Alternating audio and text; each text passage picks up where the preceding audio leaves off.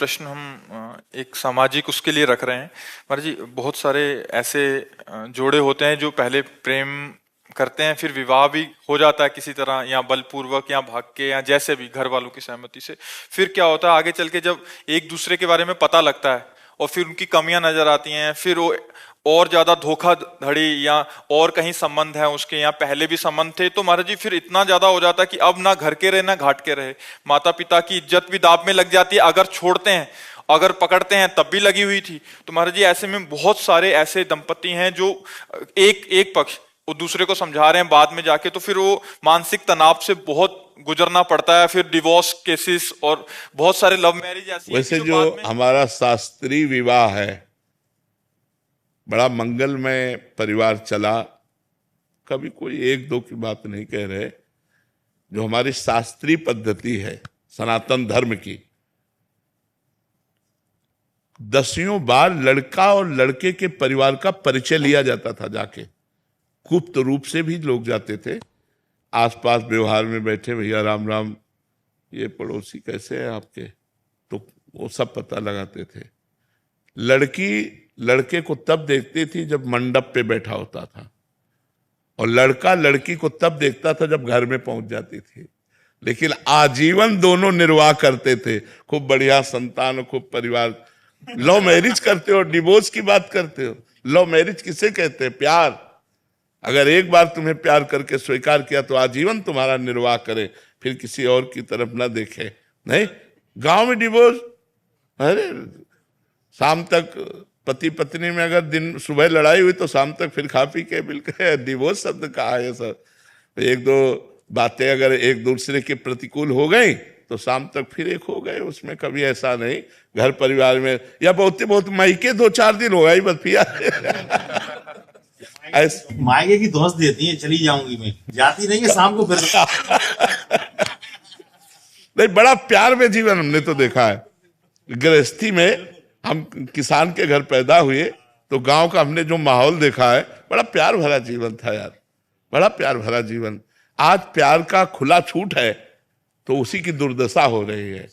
अगर हम कह रहे हैं मान लो गड़बड़ी भूल चूक हो गई बच्चापन में, तो फिर ब्याह के बाद गड़बड़ी नहीं होना चाहिए। अब क्या होता है, बच्चे बच्चियां खुली छूट, मनमानी आचरण, जैसा मना हो वैसा।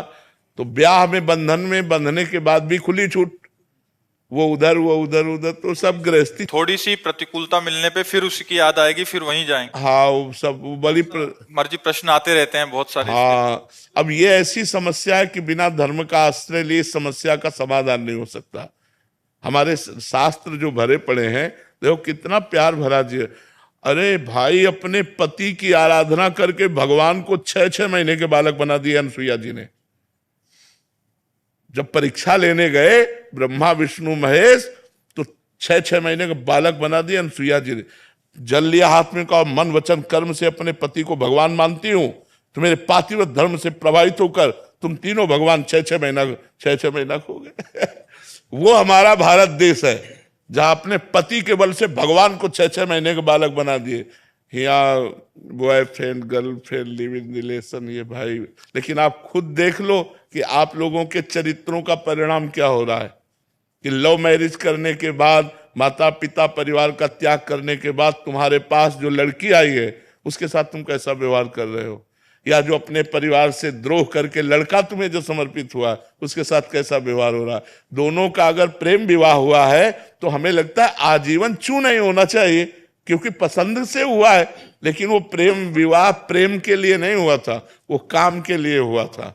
जब काम की पूर्ति में बाधा पड़ी तो इधर उधर फिसलने लगते हैं, फिर पूरा परिवार नष्ट हो जाता है।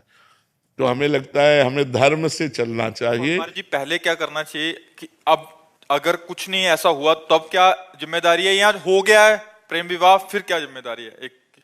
देखो एक बात बताएं, जब कैंसर हो जाता है ना, तो चाहे जितने कीमो लगवाओ और चाहे जितना बड़ा ऑपरेशन करो, वो 1-2 साल में धोखा फिर दे ही देता है, नहीं दे देता है। ये कैंसर की तरह बीमारी है काम।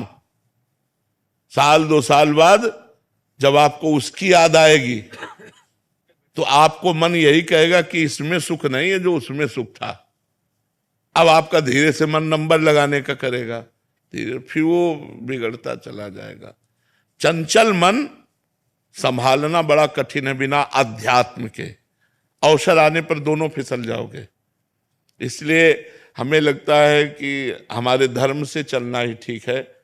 ये जो नई पद्धति चली है इसमें ठीक नहीं है, इसमें ठीक नहीं है। अगर हम धर्म से देखो, बड़े बड़े साधु महात्मा चूक हो जाती तो फिसल जाते हैं। विचार करो, जिन्होंने साधना की है, आप लोग तो साधना ही नहीं करते, आप लोग तो चूक में पड़े हुए हो। अगर आप सुधारना चाहो तो पहले कसम खाओ दोनों कि अब तक जो हुआ हुआ हम कभी नहीं करेंगे। अगर ये कसम खा के ब्याह हो, आज से हम दोनों के दोनों हैं, कभी हम किसी को स्वीकार नहीं करें, बहुत बढ़िया यार जीवन चल जाए, लेकिन ऐसा नहीं हो पाता। पर आप बताओ, अगर आप प्रश्न करोगे ऐसे तो फिर हम उत्तर कहां से दें? उत्तर यही देंगे कि आप गलत हो, आप सुधार करो, आप धर्म से चलो। हमारे बच्चे, हमारी बच्चियां यदि धर्म से चलेंगे तो गृहस्थी बहुत बढ़िया बनेगी जाके, और अगर अधर्म से चलोगे तो गृहस्थी बढ़िया नहीं बनेगी। जब हम अपने पति को स्वीकार कर लेते हैं, महीना 2 महीना 4-6 महीना या साल हो जाता है तो मन उब जाता है, क्योंकि मन को नवम नवम चाहिए। इसलिए मन को अध्यात्म के द्वारा रोका जाता है, धर्म के द्वारा रोका जाता है। कि हमारा धर्म नहीं कहता कि हम तुमको स्पर्श करें क्योंकि हमने ब्याह कर लिया है, अब नहीं। कोई अगर ऐसे नियम से चले तो भले गृहस्थी बनी रहे, नहीं तो जो आचरण चल रहे हैं उनमें मन चंचल हो रहा है, इंद्रियां अपवित्र हो रही हैं। वो इंद्रियां चंचल और अपवित्र मन वो कभी एक बंधन में बंध कर बहुत काल तक निर्वाह करे, असंभव। इसीलिए ब्रह्मचर्य की पहली अवस्था कही गई। हमारे यहाँ 4 आश्रम हैं, ब्रह्मचर्य, गृहस्थ, वानप्रस्थ और सन्यास।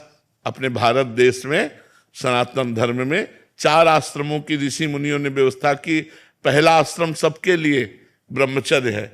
अब ब्रह्मचर्य से गृहस्थ जाओ या विरक्त भाव में जाओ तो यहां से मोड़ हो जाता है, लेकिन पहला आश्रम सबका ब्रह्मचर्य है। अब उसी ब्रह्मचर्य आश्रम में हम लोग गलती कर रहे हैं, ब्रह्मचर्य आश्रम को ही नष्ट कर रहे हैं, तो न गृहस्थ बन पा रहा है न विरक्त बन पा रहा, सब गड़बड़ हो गया। अगर नींव गड़बड़ हो तो महल गड़बड़ ही होगा। तो हमारी नींव गड़बड़ हो रही है। हमारी जो नई अवस्था है ये थोड़ा गंदे आचरणों की तरफ जा रही है। कोई नए नए बच्चों को देखो व्यसन कर रहे हैं। भला व्यसन करने की अवस्था की अध्ययन करने की अवस्था है? जहां हमें उन्नति करनी चाहिए वहां हम अवनति वाले मार्ग स्वीकार। कोई गलत आचरण अगर हमारे ना हो बचपन से लेकर के 25 साल तक, तो हम अच्छे विद्यार्थी बन सकते हैं। हम अपनी समाज सेवा के लिए किसी भी पद में जाएंगे, हम बहुत अच्छे बन जाएंगे। अब जब आप शुरू में ही नशा और व्यभिचार आदि दोष स्वीकार कर लिए तो आपकी जो नींव थी वो खराब हो गई। आप किसी भी पद में जाएंगे तो आप भ्रष्ट होंगे, आप उन्नतिशील नहीं होंगे, आप इधर उधर दृष्टि डालने वाले होंगे, आप घूस लेने वाले होंगे, क्योंकि आपका स्वभाव बन चुका है व्यसन करना, व्यभिचार करना। तो व्यसन और व्यभिचारी को अर्थ की अधिक आवश्यकता होती है। तो अब उसे अर्थ चाहिए, चाहे धर्म से मिले चाहे अधर्म से मिले।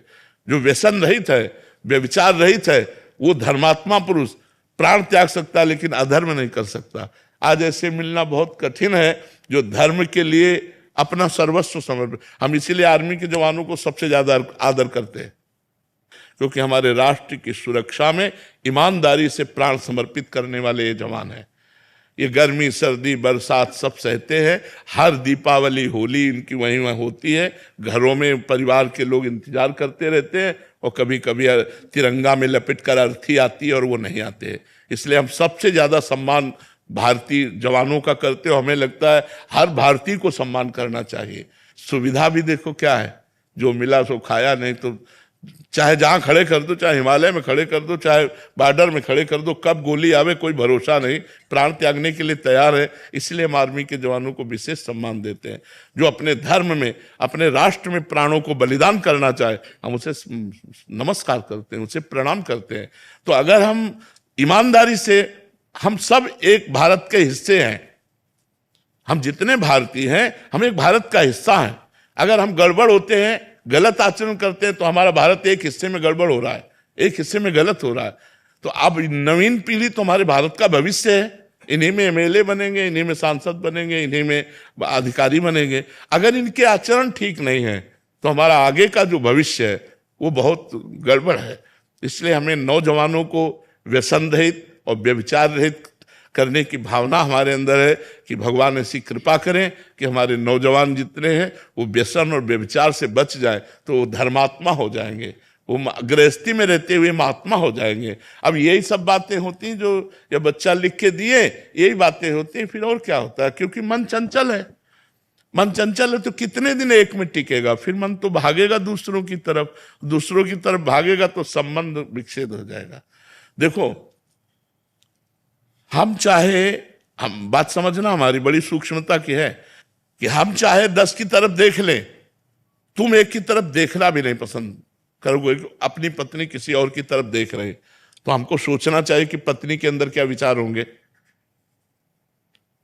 जब हमारे अंदर ये विचार ही हम अंदर घुस के बात कर रहे हैं, उसको देख लो थोड़ा अंदर प्रवेश करके, उसके मन में भी है कि मैंने अपना प्राण और जीवन तुम्हें समर्पित किया है, तुम हमारे सिवा किसी को और इस दृष्टि से मत देखो, तब दोनों का संबंध चलता है। लेकिन आज बड़ा विक्षेद हो रहा है, बड़ा विक्षेप पड़ रहा है, इसीलिए बड़ी समस्या आज नहीं तो आगे देखना और आ जाएगी, और भारी समस्या। ये जब बढ़ेगा पति पत्नी में विश्वास, तो गृहस्थी चौपट हो जाएगी, वो गृहस्थी सुखमय नहीं रहेगी।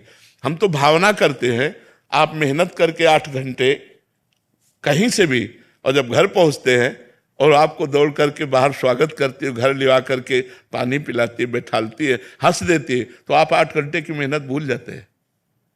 बच्चे छोटे छोटे पापा कह करके दौड़े तो आप खुश हो जाते हैं।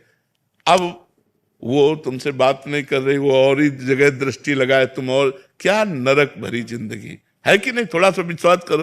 अब अपना बच्चा है, हम उसे प्यार नहीं कर सकते, वो बंटवारा कर दिया, सरकारी बंटवारा, कि बच्चा उसके पास है वो उसके। ये क्या है सर यार, जीना है तो प्यार से जीना सीखो, वो धर्म से होगा।